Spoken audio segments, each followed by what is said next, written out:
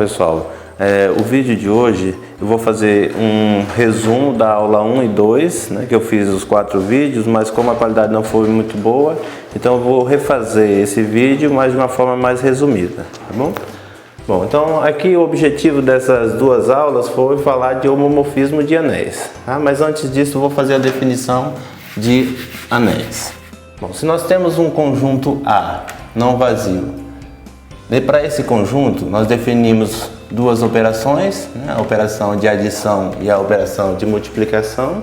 Definimos essas operações da seguinte maneira: adição, aqui nós pegamos dois elementos em A, aqui é a cartesiana, e levamos em A mais B. Isso que nós chamamos de operação adição, e fazemos a operação multiplicação.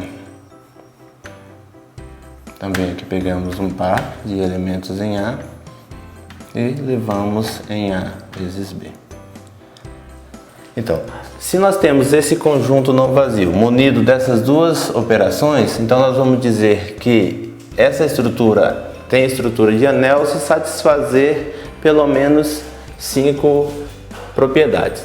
Para adição, nós vamos ter aqui a primeira propriedade vai ser, que vai ter que associar, ou seja, se eu somar A mais B mais C, isso é a mesma coisa que eu somar A mais B mais C.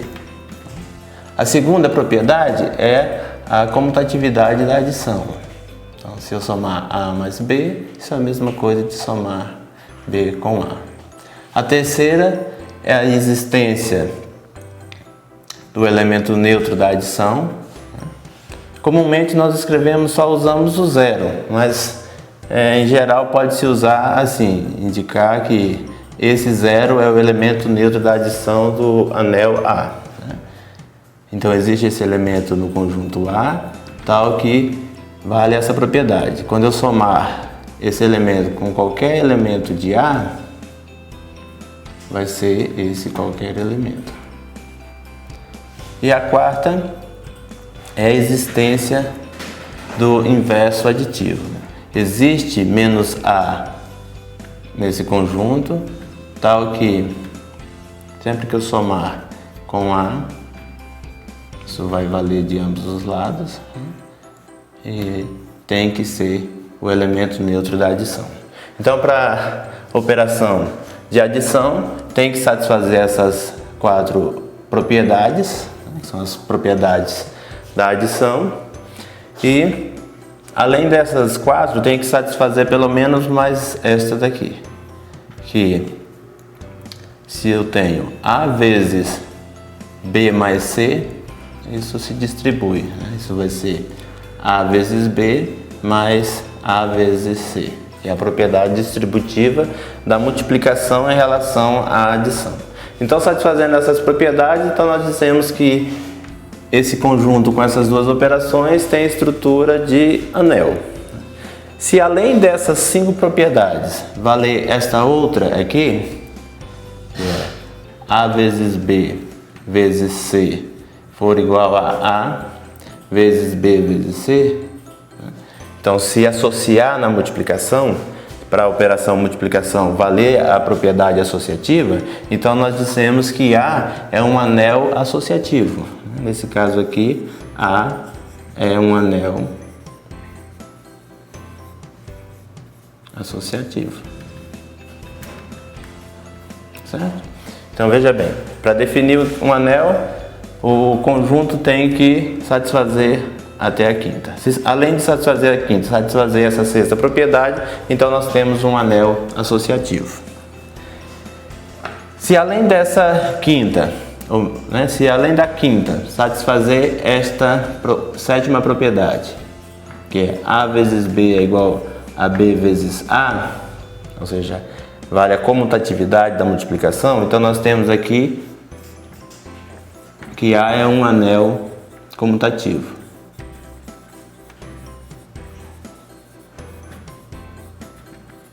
Certo?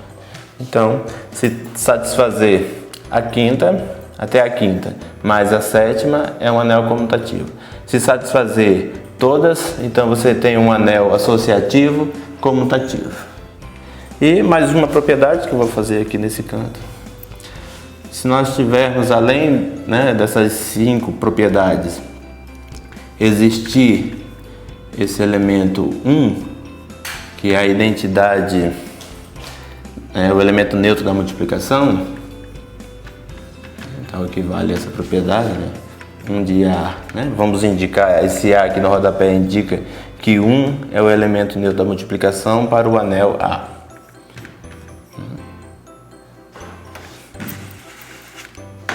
Aqui, vezes A. Então isso vai ser sempre o próprio A. Então nesse caso, A é um anel unitário. Então essa aqui é só para a gente relembrar o que é um anel. Então é um conjunto não vazio que tem 2 operações e que satisfaz algumas propriedades, né? Então esse conjunto tem a estrutura de anel. O que seria um exemplo? Deixa eu apagar aqui e vamos ver um exemplo de anel, ou o que não seria um anel. Bom, se tomarmos o conjunto dos inteiros, né, dos inteiros, que é bem conhecido, temos as operações de adição e multiplicação de inteiros, né, essas operações também bem conhecidas. Então esse conjunto com essas 2 operações satisfaz todas essas propriedades, né? Então esse conjunto, o Z, é um anel.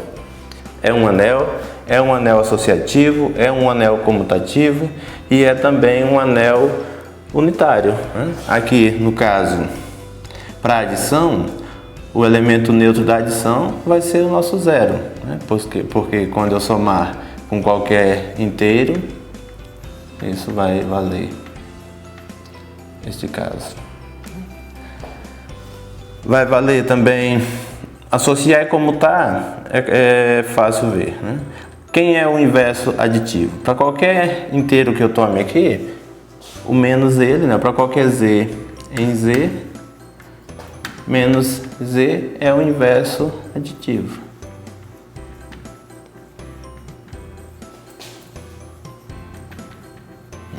Assim, por exemplo, se eu tomar Z igual a 5, menos 5 é o inverso aditivo, porque quando eu somar 5 com menos 5 vai ser 0, né? Obtemos o nosso elemento neutro da adição, certo? Agora, se pegarmos o conjunto dos números naturais, vamos olhar aqui para esse conjunto. Claro que em N estão definidos, né, estão bem definidas as operações de adição e de multiplicação. Se você soma 2 números naturais, claro que essa soma vai ser um número natural. O produto também de 2 números naturais é um número natural, tá certo? Mas será que esse conjunto com essas 2 operações é um anel? Bom, se para ser anel tem que satisfazer pelo menos as 5 primeiras propriedades. A primeira, que é a associativa, isso é verdade, né? A primeira propriedade associativa da adição, isso associa. Se eu somar 2 números naturais e somar essa soma com um terceiro, claro que vai ser isso, é a mesma coisa. Comuta também. Se eu somar 2 números A mais B, claro que B mais A também vai ser o mesmo valor. Existe o zero em N, tal que 0 somado com qualquer número natural, isso vai ser esse qualquer número natural. Porém, a 4ª propriedade da adição, que é a existência do inverso aditivo, né?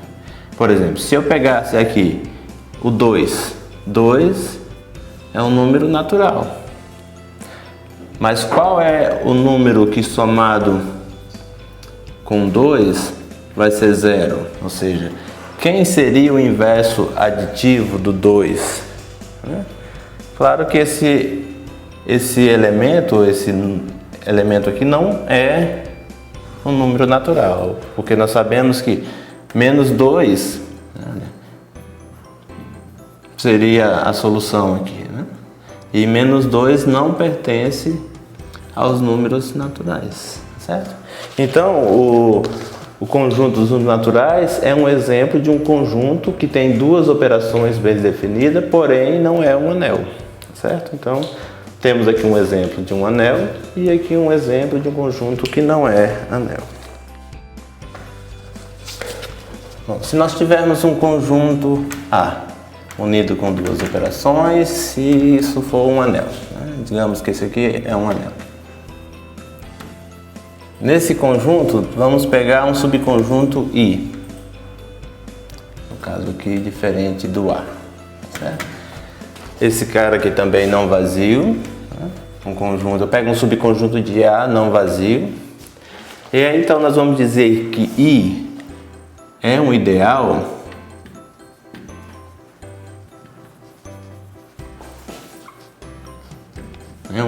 de A se satisfazer três propriedades. A primeira é essa daqui, que tem que ser diferente do A. A segunda é que se eu pegar quaisquer dois elementos em I, se eu tomar aqui quaisquer dois elementos em I, a soma desses elementos tem que estar em I, ou seja, o conjunto I tem que ser fechado para adição. Essa mesma adição definida aqui no anel. E a terceira, para quaisquer elemento I em I e para quaisquer elemento A em A, ou seja, eu pego um elemento em I e um elemento qualquer em A. Então, esse produto I vezes A tem que estar em I e também o produto A vezes I tem que estar em I, certo? Ou seja, tem que estar fechado para a multiplicação de elemento de I pelo elemento de A, ou o elemento de A pelo elemento de I. Quando acontece esse caso, ele pode ter conjuntos onde acontece ou esse fato ou esse aqui. Aí nesses casos, nesse primeiro nós temos um ideal à esquerda, porque aqui o elemento I está multiplicando o elemento A pela esquerda, e nesse caso aqui nós teríamos à direita, porque a multiplicação é à direita, tá certo?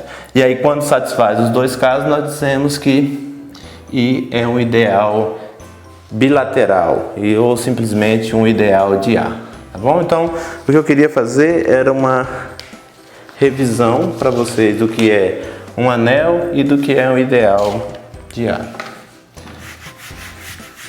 Porque isso nós vamos precisar para definir congruência módulo I, certo? Então, se nós temos, e agora nós vamos falar de congruência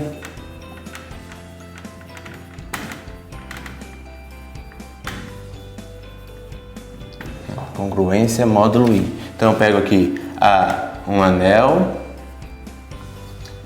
e um ideal de A. E aqui então nós vamos definir, olha, eu pego para quaisquer dois elementos A e B no anel, então nós dizemos que A é congruente a B módulo I, se somente se essa diferença entre A e B está em I, certo? Então definimos assim: A é congruente módulo I, módulo esse ideal que nós temos. Então, para definir congruência, o que basta ter? Um anel e um ideal. Então, eu tomo dois elementos do anel e digo que eles são congruentes módulo I, se somente se satisfaz essa condição aqui. Para congruência, nós temos algumas propriedades. A primeira é a seguinte: a proposição 1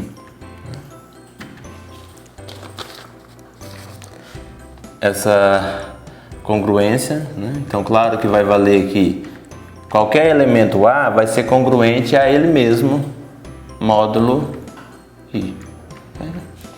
Então, todo mundo é congruente a ele mesmo, porque, claro que A menos A, que é zero, tem que estar em I.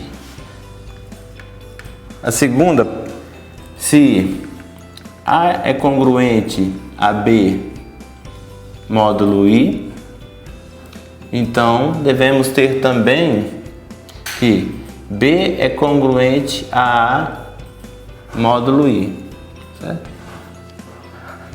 E terceira, se A é congruente a B módulo I e B é congruente a C módulo I, então A é congruente a C módulo I. Essa é a propriedade reflexiva, essa é a propriedade simétrica e essa é a propriedade transitiva. A demonstração dessas propriedades é bem tranquilo, né? Basta aplicar a definição. A menos A é zero, claro que o zero está em I, então satisfaz essa condição. E aqui está no mesmo caso, ele aplica a definição de congruência e aí você conclui, por exemplo, se A menos B, do fato que A é congruente a B módulo I, isso implica que, por definição, que A menos B pertence a I. Mas se A menos B pertence a I, claro que o inverso aditivo também tem que estar em I. E daqui nós temos que B menos A, basta multiplicar aqui por menos 1, está em I. E isso é o mesmo caso, né? Por definição, isso significa dizer que B é congruente a A módulo I. E aqui, analogamente, também você vai fazer isso. Aplica a definição aqui, você compara esses resultados e você conclui que A é congruente a C módulo I. Então agora nós vamos definir classe residual módulo I.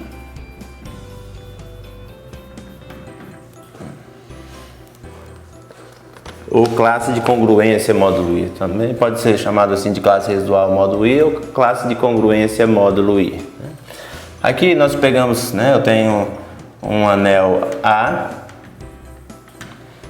e ideal de A. Para qualquer elemento Azinho em A, nós definimos esse conjunto A barra da seguinte maneira. Aqui vai ser Azinho somado com X, tal que X é um elemento em I. Certo? Então o que eu faço? O A barra vai ser um conjunto de todos os elementos dessa forma, onde você está somando A mais um elemento de I. Certo? Então podemos escrever também assim, olha, A barra como sendo A mais o ideal I. É como se eu estivesse somando aqui um elemento com um conjunto. Como é que se soma um elemento com um conjunto? Soma esse elemento com todos os elementos do conjunto, que é feito aqui. Certo? Então uma propriedade, olha, agora olhando para a classe residual módulo I, uma outra propriedade é essa, que é a proposição 2. Então nós vamos dizer que A é congruente a B módulo I, se somente se A barra é igual a B barra. Certo? Então essa é uma propriedade, você diz que, né, se acontecer que A for congruente a B módulo I, então A barra é igual a B barra. Do mesmo fato, se A barra for igual a B barra, então tem que satisfazer essa condição também, ou seja, A tem que ser congruente a B módulo I. Uma outra propriedade que é a proposição 3, que diz o seguinte, olha, a primeira é que se A barra interseção com B barra for não vazio, então A barra é igual a B barra. certo? Se a interseção entre eles for não nula, tem que satisfazer a igualdade.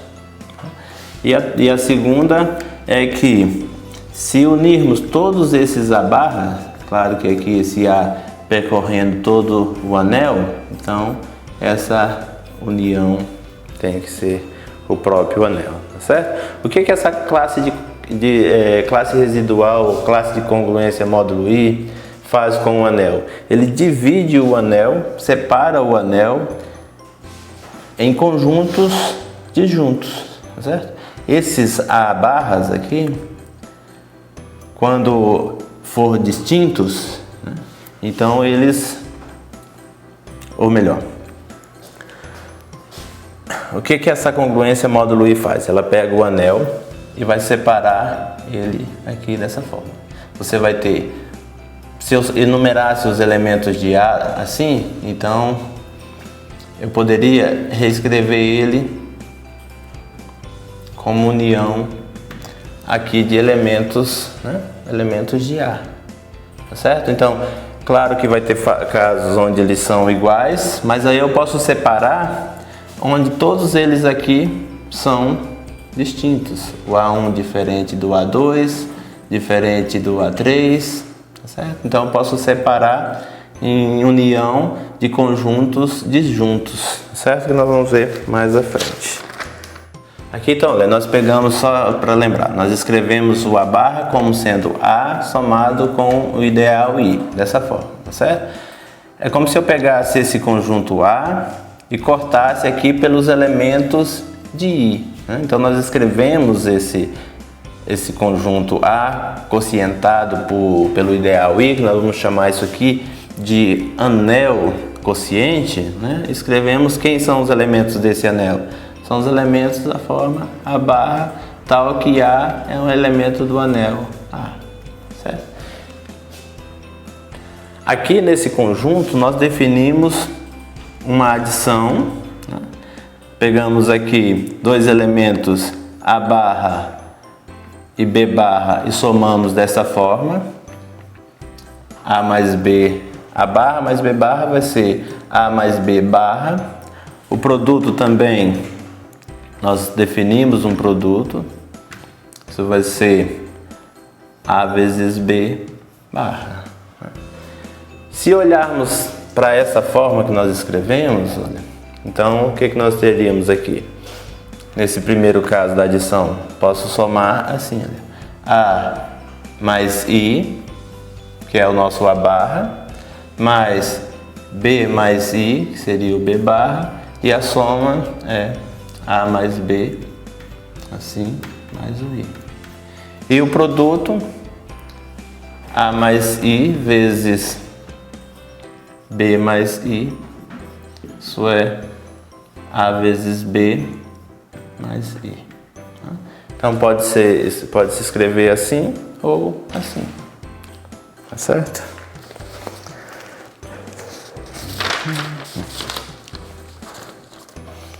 Deixa eu fazer mais uma última propriedade para depois fazermos um exemplo.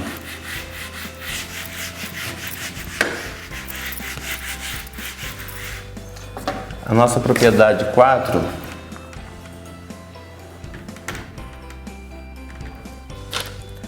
se tivermos aqui, se A barra for igual a A1 barra e B barra for igual a B1 barra, então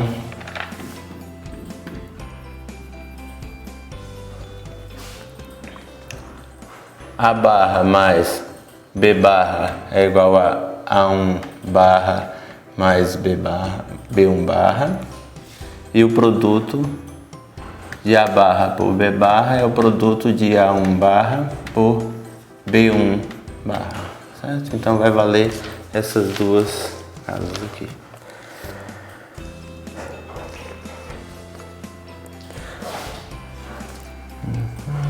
Bom, vamos fazer aqui um primeiro exemplo.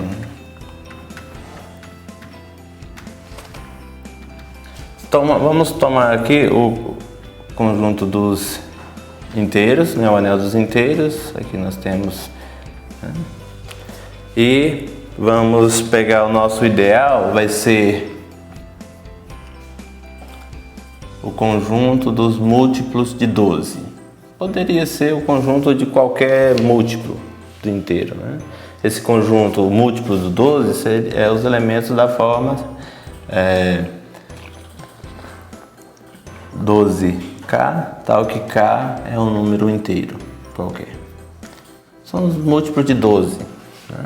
Se você contar aqui, então teria ali menos 12, menos 24 para cá, aqui seria 0, 12, 24 e assim por diante. Então nós temos aqui os múltiplos de 12. Esse é um ideal. Será que é um ideal mesmo? Tem que verificar, né? Se vocês têm dúvida que os múltiplos de 12 é um ideal, só verificar aquelas propriedades. Claro que ele é um conjunto não vazio, é verdade, vale a primeira propriedade. A segunda, para quaisquer dois múltiplos de 12, né? Se eu pego aqui 12k1 mais 12k2, isso vai ser 12 vezes k1 mais k2. Esse k1 e o k2 são números inteiros, a soma de dois inteiros também é um número inteiro, então claro que essa soma é um múltiplo de 12, então está em I. E se pegarmos, né, aqui a terceira, se tomarmos um elemento qualquer em Z e um elemento da forma 12k em I, claro que o produto Z vezes 12k, isso vai ser, isso associa, comuta, então isso vai ser 12 vezes Z vezes k. Z vezes k é inteiro, então claro que esse produto também é múltiplo de 12 e vai estar aqui dentro. Então isso realmente é um ideal de Z. Certo? Então quem é o quociente, o anel quociente Z quocientado por I? Aqui vai ser o conjunto de todos os elementos da forma, aqui vai ser 0 barra, 1 barra, 2 barra, até 11 barra. Certo? Esse é um conjunto finito que tem 12 elementos. Também é comum escrevermos assim, isso seria o Z12. Porque, como é que nós escrevemos aqui? O 0 barra é o conjunto dos múltiplos de 12. Né? Então aqui nós temos o conjunto dos múltiplos de 12, que é o nosso ideal. Né? São os múltiplos de 12. Aqui o 1 barra, né? Então esse aqui seria o conjunto da forma, né? Menos 12, 0, 12, tal. Aqui o 1 barra é o conjunto dos elementos que quando eu dividir por 12, deixa resto 1. Então, por exemplo, aqui vai estar o menos 11, o 1, o 13 e assim por diante. O 2 barra é quem é? É o conjunto dos múltiplos, dos elementos, dos inteiros, que quando eu dividir por 12, deixa resto 2. Por isso que é chamado de classes residuais. Eu olho para o resto da divisão. Né? Então, se eu pegar qualquer número, por exemplo, se eu pegar aqui o 56, faço a divisão por 12, qual vai ser o resto? Aqui vai dar 4, vai ser 48, sobra 8. Então, o 56, olha, o 56 nós escrevemos assim. Isso é 12 vezes 4 somado com 8. Eu olho para o resto dessa divisão por 12. O resto é 8, então 56 pertence a 8 barra, tá certo? Então qualquer elemento, faço a divisão, olho o resto. E aí eu vou saber. Então o que esse quociente faz? Ele pega e separa os elementos de Z em conjuntos, né? E esses conjuntos, qual é a característica de cada um desses conjuntos? Aqui são os elementos que dividido por 12 tem resto 0. Aqui são os elementos que dividido por 12 tem resto 1. Aqui tem resto 2 e até o último, resto 11. O seguinte, teria resto 12, mais 12 é dividido por 12 e aí volta para 0 barra. Certo? Então, olha, o 12 barra é o 0 barra, o 13 barra é o 1 barra e assim por diante. Isso. Agora nós terminamos a revisão da aula 1 do fascículo, né? E a aula 2 nós vamos ver no próximo vídeo.